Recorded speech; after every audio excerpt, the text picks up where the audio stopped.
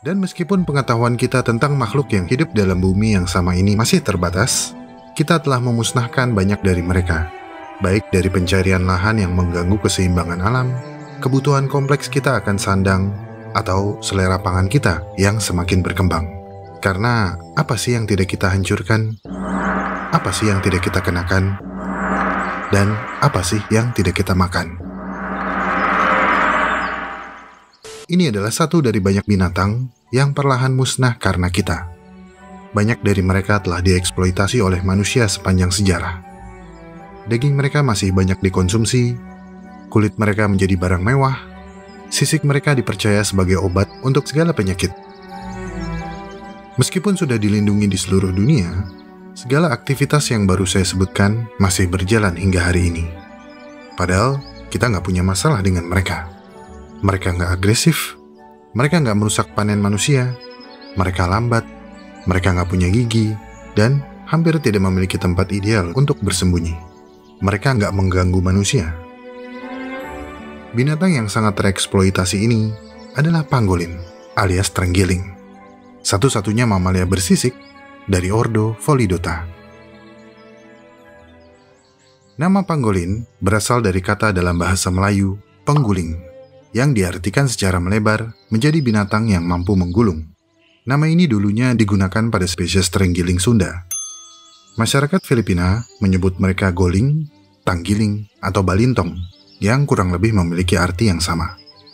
Sekarang, nama modernnya adalah tenggiling atau terenggiling di Pulau Jawa. Tapi nama pangolin masih umum digunakan. Sementara, nama ordo mereka, yaitu Pholidota, berasal dari bahasa Yunani kuno Pholidotos, yang berarti terbalut sisik, dari kata dasar pholis, yang berarti sisik. Nah, ini menarik. Menarik nih.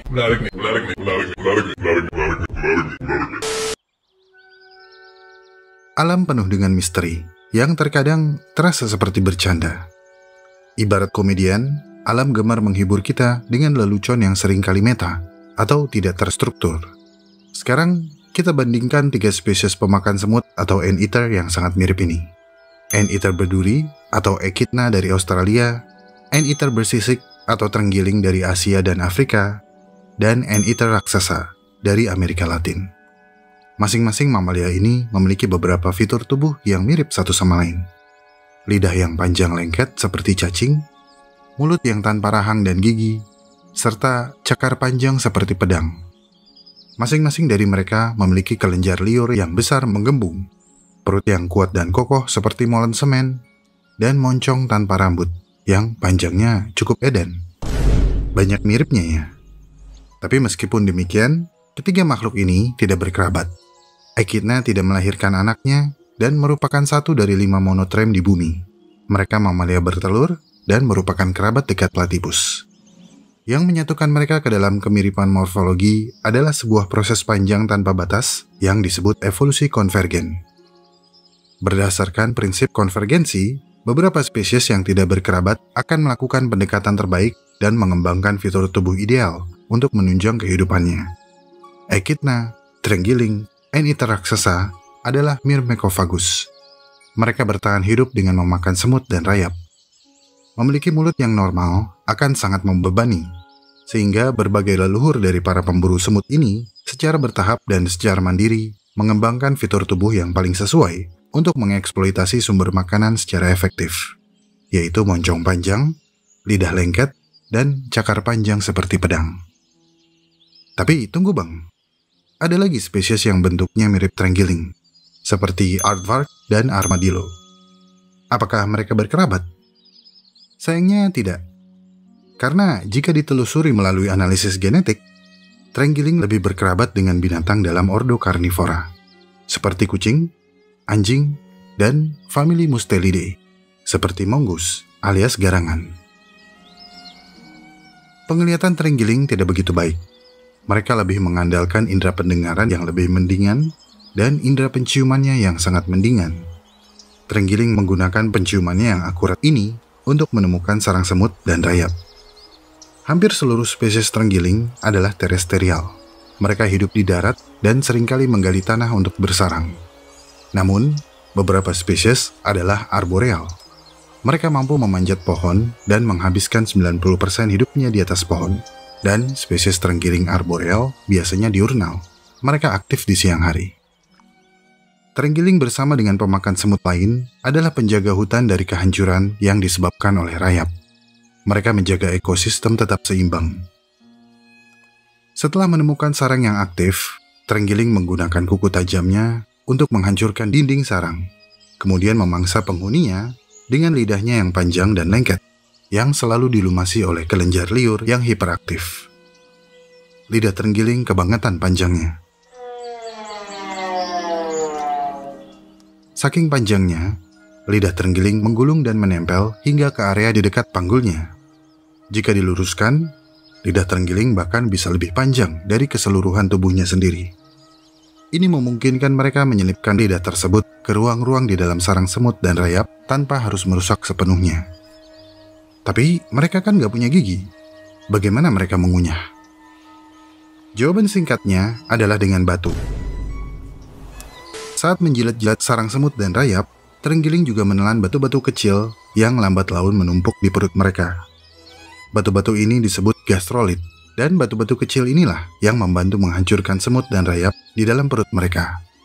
Untuk menambah damage, perut mereka juga dilapisi duri-duri berbahan keratin yang akan membantu menggiling dan menghaluskan apa yang mereka telan. Ketika memakan semut, otot-otot khusus terenggiling dapat menutup telinga, lubang hidung, dan mata mereka untuk melindungi dari gigitan semut dan rayap. Begitu pula dengan sisik mereka yang tangguh. Secara general, fitur tubuh terenggiling memang sangat ideal untuk menopang gaya hidupnya. Ada 8 spesies terenggiling yang tersebar di 2 benua. 4 spesies hidup di Afrika, dan 4 spesies lainnya hidup di Asia. Dan karena sifat mereka yang pemalu dan cenderung aktif di malam hari, data pasti mengenai jumlah populasi globalnya relatif sedikit. Sisik yang menjadi ciri khas terenggiling sebenarnya adalah lapisan serat berbahan keratin yang menyatu menjadi sisik-sisik besar yang tumpang tindih, menutupi seluruh bagian tubuh mereka kecuali bagian perutnya yang lunak. Oleh karena itu, terenggiling akan menggulung jika terancam. Perut lunak mereka akan mereka lindungi dengan mati-matian. Sisik pelindung ini sangat keras tapi juga fleksibel. Susunan serat keratin pada sisik terenggiling yang berbentuk pipih menyilang meningkatkan ketangguhan tanpa mengorbankan kelenturan. Struktur yang rumit dan hierarkis ini membuat mereka tahan benturan. Rahang singa dapat menghasilkan gaya sebesar 4.450 Newton. Namun, saat terenggiling menggulung menjadi bola, singa mungkin akan menyerah. Mungkin. Tapi tenang, jika sisik yang keras belum cukup sebagai alat pertahanan, terenggiling akan mengeluarkan cairan berbau dari kelenjar dubur mereka. Bau ini cukup kuat untuk mengusir mamalia besar seperti jaguar, singa, dan hyena. Namun, kekuatan sisik dan cairan dari bau dubur mereka tidak cukup untuk melindungi mereka dari perburuan manusia. Dengan sedikitnya informasi yang diketahui tentang siklus reproduksi terenggiling, maka penerapan teknologi reproduksi buatan dalam perkembangbiakan terenggiling menjadi sangat terbatas, mempersulit kelancaran reproduksi terenggiling di penangkaran. Selain itu, kemampuan beradaptasi yang buruk terhadap lingkungan penangkaran dan sistem kekebalan tubuh yang lemah, terenggiling di penangkaran menjadi mudah sakit. Penyakit seperti gastrointestinal, pneumonia, penyakit kulit, parasit, dan penyakit lainnya merupakan penyebab kematian terenggiling di penangkaran yang paling umum. Lebih dari 50% terenggiling yang rencananya akan dikembangbiakan di penangkaran mati karena gangguan pencernaan, seperti ulcer atau tukak lambung dan pneumonia. Penyebab utama tukak lambung adalah stres dan diet buatan yang gagal. Dan dalam kondisi stres, terenggiling sangat mudah mengalami sakit mah yang berujung kematian. Tapi, penelitian lebih lanjut melaporkan, terenggiling yang dipelihara dalam habitat yang sesuai menunjukkan stres yang lebih rendah, sehingga membantu meningkatkan kesehatannya. Kita semua tahu, hampir semua binatang liar memiliki parasit yang menumpang hidup pada tubuhnya, seperti kutu, caplak, dan tungau. Nah, jumlah kutu dan tungau pada terenggiling yang disita dari perdagangan ilegal meningkat berkali-kali lipat. Ini adalah akibat dari proses transportasi yang sembarangan dan kotor. Sebagian besar individu yang diselamatkan dari aktivitas ilegal memiliki beban parasit yang tinggi. Begitupun dengan individu yang mengeluarkan telur cacing pada ee-nya. Berdasarkan hasil otopsi dari jasad 17 terenggiling Sunda yang disita dari perdagangan ilegal pada bulan Desember tahun 2013, 16 individu terbukti membawa kutu dengan intensitas yang cukup tinggi. Parasit ini dapat menyebabkan anemia, gangguan pencernaan, penyakit menular, hilangnya kekebalan tubuh, dan bahkan kematian. Jadi, untuk kamu yang berkeinginan memelihara terenggiling, jangan ya. Mereka dilindungi. Apalagi kalau kamu bukan YouTuber dan gak punya koneksi kuat. Kamu bisa ditangkap dan diproses hukum. AT sudah menjalankan bisnis haramnya ini sejak 2016 lalu, dengan modus membeli dan menjual kembali terenggiling yang dia dapat dari masyarakat yang memburu di hutan. Dengan adanya barang bukti tersebut, tersangka bakal dijerat pasal 40 ayat 2 Junto pasal 21 ayat 2 Undang-Undang Nomor 5 Tahun 1990 tentang konservasi sumber daya alam hayati dan ekosistemnya dengan denda 100 juta rupiah dan ancaman penjara paling lama 5 tahun.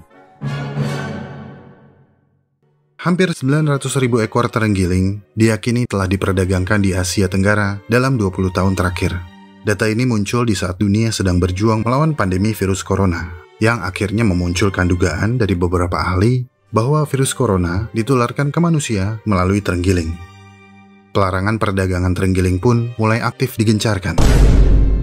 Namun, para penggiat konservasi sesungguhnya telah lama menyerukan larangan global terhadap perdagangan terenggiling dan satwa liar lain, termasuk perburuan liar dan pemeliharaan satwa yang kurang dikenal di dunia modern ini. Terenggiling raksasa Kalimantan telah punah sekitar 40.000 tahun yang lalu akibat eksploitasi berlebihan setelah kedatangan manusia.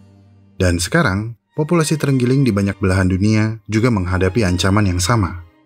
CITES telah memberikan terenggiling perlindungan internasional tertinggi pada tahun 2016 dengan memasukkan mereka ke dalam kategori Appendix 1, yang berarti perdagangan terenggiling secara internasional untuk tujuan komersial adalah ilegal dan telah mengembangkan alat untuk membantu mendukung implementasinya. Terenggiling sering disebut sebagai mamalia yang paling banyak diperdagangkan di dunia. Tidak berlebihan, mengingat ke-8 spesies terenggiling, baik dari Asia maupun Afrika, telah dikategorikan sebagai rentan, terancam punah, atau sangat terancam punah, menurut daftar merah spesies terancam punah dari IUCN. Semuanya terancam karena rakusnya selera makan manusia, serta kepercayaan absurd yang mengatakan bahwa sisik mereka dapat menyembuhkan segala penyakit. Pada tahun 2019, Singapura berhasil menyita 25,6 ton sisik terenggiling yang merupakan rekor dunia hanya dalam waktu 5 hari. Pada awalnya, mereka menyita 12,9 ton sisik terenggiling pada awal April 2019. Kemudian menyita 12,7 ton lagi beberapa hari kemudian. Dalam kedua kasus tersebut, sisik terenggiling telah rapih terbungkus di dalam kontainer dalam perjalanan dari Nigeria ke Vietnam.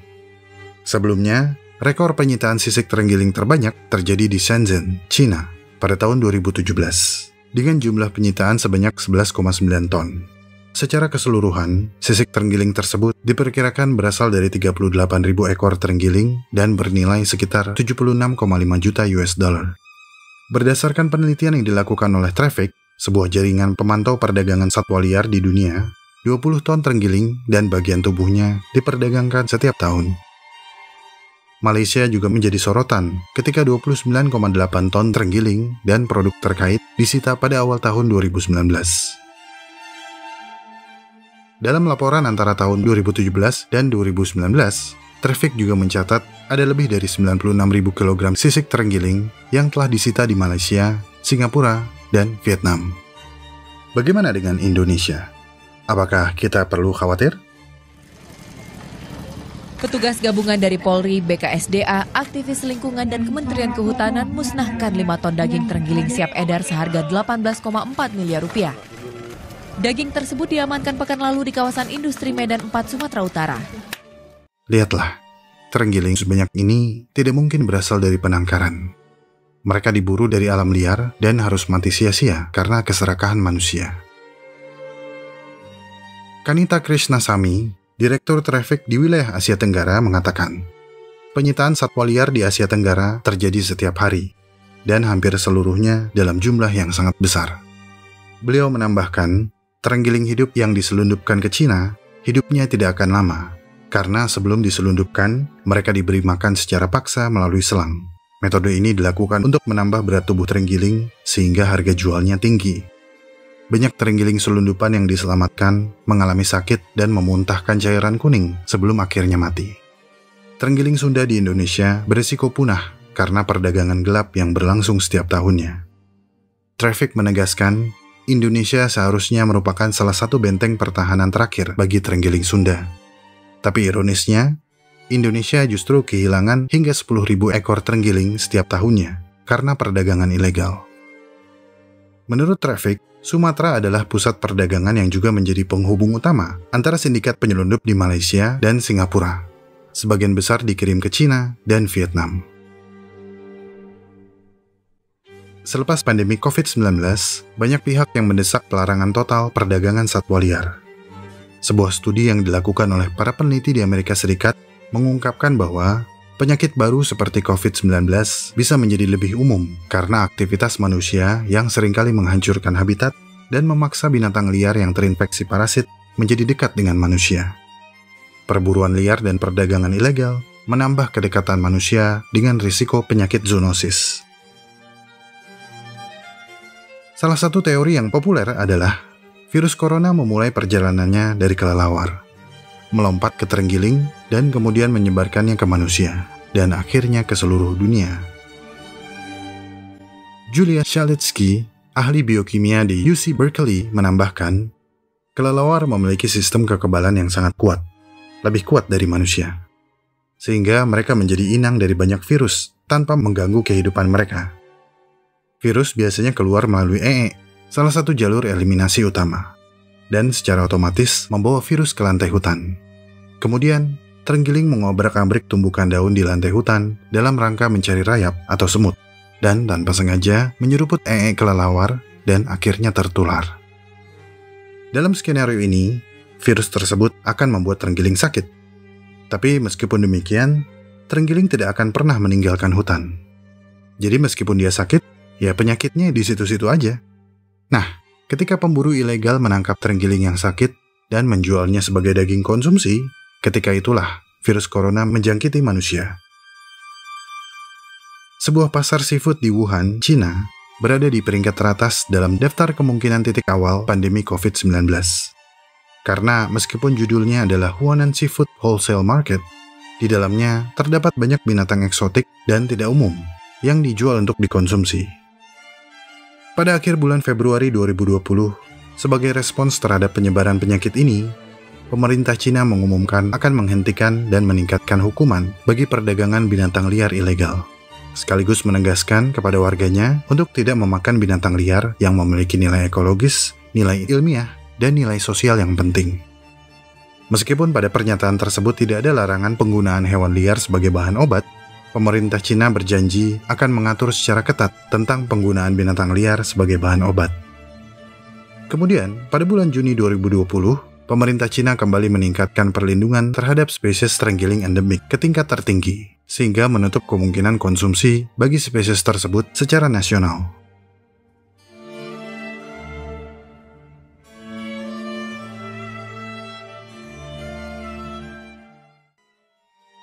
Squama manitis atau sisik terenggiling adalah bahan obat yang penting dalam pengobatan tradisional Cina. Bahan ini dipercaya dapat meningkatkan laktasi pada wanita dan mengurangi pembengkakan. Sisik terenggiling telah digunakan dalam pengobatan tradisional Cina selama lebih dari 1000 tahun. Tapi tidak ada penelitian ilmiah yang menunjukkan kalau sisik terenggiling memiliki efek penyembuhan. Di beberapa area di Afrika Timur, terenggiling dikenal dengan sebutan Buana Meganga, yang secara kasar diterjemahkan menjadi Master Healer atau Sang Penyembuh. Masyarakat tradisional Afrika juga percaya kalau sisik terenggiling memiliki khasiat penyembuhan. Kenapa kita nggak kapok ya? Apalagi kalau kita tengok ke belakang, beberapa wabah yang merusak dan berisiko kematian yang tinggi kebanyakan berasal dari binatang liar, baik dari perdagangan atau konsumsinya. Kita jadi kenal SARS, Ebola, MERS, dan yang baru saja kita lalui puncaknya, COVID-19. Jadi, hal ini sebenarnya bisa dicegah jika saja kita bisa menekan nafsu dan rasa penasaran kita untuk mengkonsumsi binatang liar eksotik.